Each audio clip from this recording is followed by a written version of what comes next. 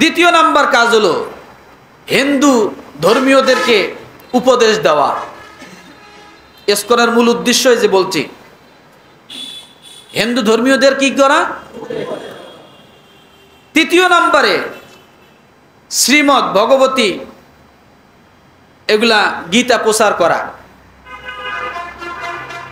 এরপর চতুর্থ নাম্বারে কিভাবে ভক্তি দেওয়া যায়, কিভাবে প্রণাম বলা যায়, কিভাবে হিন্দু ধর্মের প্রতি আরো বেশি সংগঠিত হওয়া যায়, এগুলার কাজ হলো এই ইসকনের। 5 নম্বরে এটা দাতা সংস্থা। এরা কি করে, ইসকন যারা অনুসারী হয় তাদেরকে কি করে, সাহায্য করে। এরপরে এরা মন্দির রক্ষণাবেক্ষণ করে। তারপরে 7 নম্বরে আধ্যাত্মিক অনুশীলন করে। 8 নম্বরে সাংস্কৃতিক চর্চা অংশ হিসেবে যোগ ব্যায়াম বিভিন্ন এগুলো করে। 9 নম্বরে শিক্ষা সাংস্কৃতিক চর্চা করে। এখন কথা হলো এদের এই মূল বিষয়টা এরা ঠিক আছে, কিন্তু এদের একটারও ভিতরে ওরা নাই। পট পরিবর্তন হয়েছে। শুরু করছিল যেটা দিয়ে, কিন্তু ক্ষমতা পাওয়ার পরে তফসিল ঘোষণায় যা বলেছিল, কিন্তু ক্ষমতা পাওয়ার পরে তফসিলের ধারে কাছেও নাই, সংবিধানের ধারে কাছেও নাই।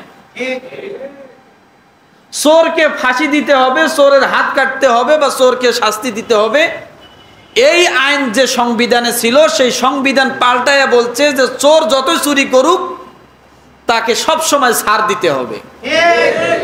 এইটা করার কারণে বেনজিরের মতো চোর বড় বড় বাংলাদেশে গজায় গেছিল।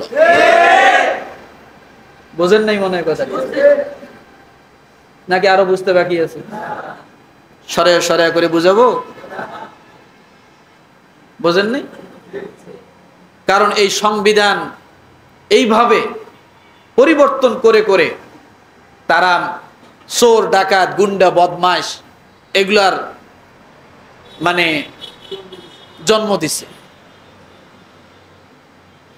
ঠিক হুবাহু এই ইসকনও তাই। আর এই ইসকনের সাথে কার্যক্রম আর স্বৈর শাসকের কার্যক্রম এক, যার কারণে 16 বছর এরা আদর জামাইতে ছিল। এখন শাশুড়ি আম্মা যখন চলে গেছে, জামাই এখন কান্দে বেড়াইতেছে, খাওয়াবে কেরা আমাকে। বোঝেন নাই কথা? রংপুরে যায় একবার কান্দে, চট্টগ্রামে একবার কান্দে, ঢাকায় একবার কান্দে, খালি কান্দে বেড়াইতেছে। শাশুড়ি আম্মা গেছে,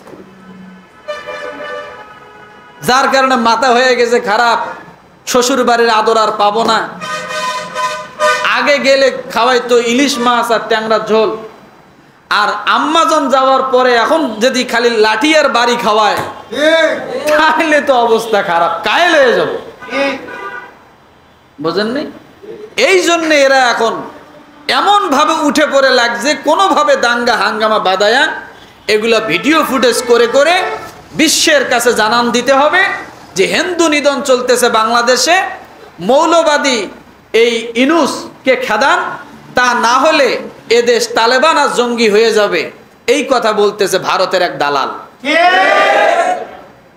ও বদমাইশ জানে না যে এটা স্বাধীন দেশ, ও মনে করছে ওর পার্শ্ববর্তী জেলা, এইটা মনে করছে। মাথা মোটা তো, এই জন্য লাফায় বেশি, কিন্তু ওর তলে মাটি নাই। ওর তলে কি নাই? মাটি নাই। এদেশে অনেকের এই ক্ষুদ্র সময়ে অনেক লাফালাফি ব্যক্তি দেখছি, এখন অস্তিত্ব খুঁজে পাওয়া যায় না। আছে না? এক সময় গণজাগরণ মঞ্চের এক সরকার আসলো, কি নাম?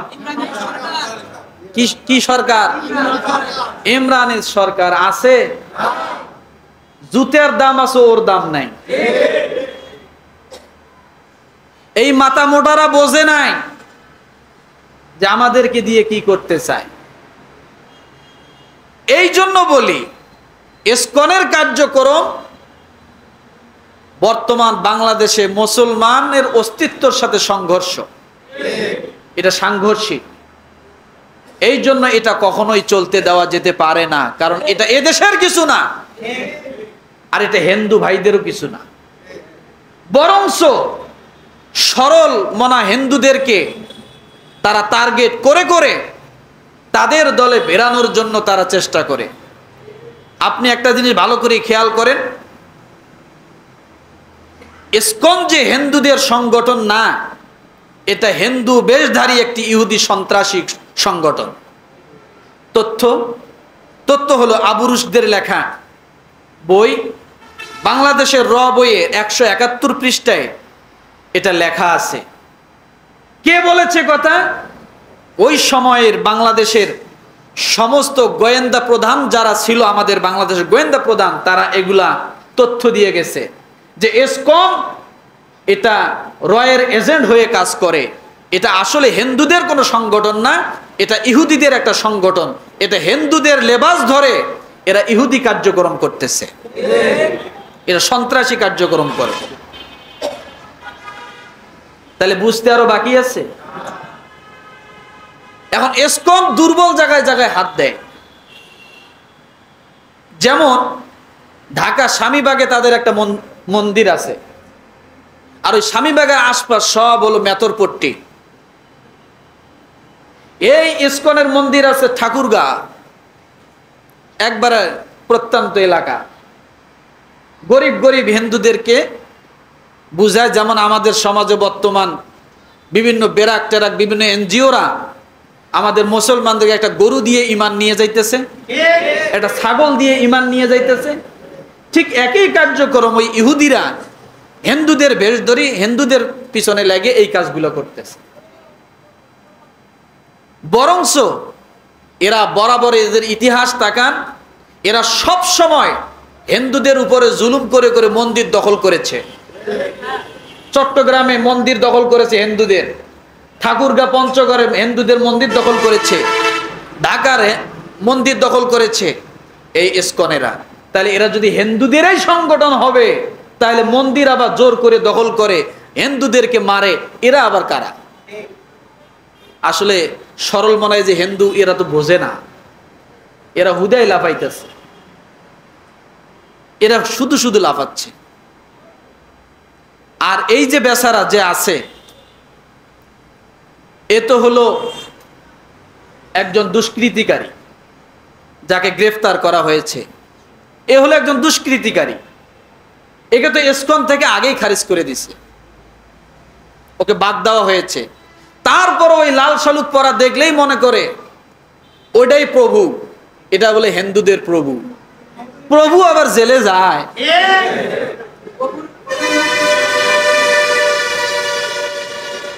প্রভু কোথায়? প্রভু কোথায়? তাহলে বোঝা গেল এই প্রভু আর ওই যে মূর্তিগুলা প্রায় সেম। এটা যেমন প্রভু হতে পারে না, ওটাও কোনোদিন তাদের খোদা হতে পারে না। যার কারণে পিছনে বাঁশ ছাড়া দাঁড়ায় না। কি ছাড়া? কি ছাড়া? বাঁশ ছাড়া দাঁড়ায় না। মনে রাখতে হবে। রাগ করতেছেন নাকি? অসত্য কিছু বললাম? এই জন্য বলি এখন সজাগ হওয়ার সময়। অনেক দেশ এদেরকে নিষিদ্ধ করেছে, প্রায় 15-20টা দেশ অলরেডি নিষিদ্ধ করা হয়েছে।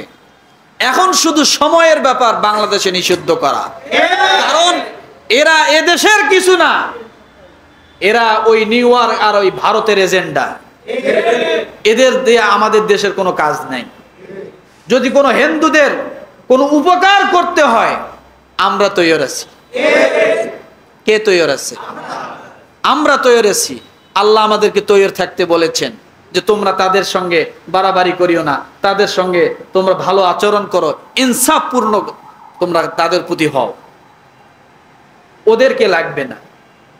কারণ এই মিথ্যা প্রভু, এই বদমাশের জন্য অ্যাডভোকেট সাইফুল ইসলামকে দুনিয়া থেকে শহীদ হতে হলো। আপনি জানেন একজন সাইফুল ইসলাম আর তামাম দুনিয়ার সমস্ত বেদিনকে যদি এক পাল্লায় করা হয়, এক সাইফুল ইসলামের মতো হবে না।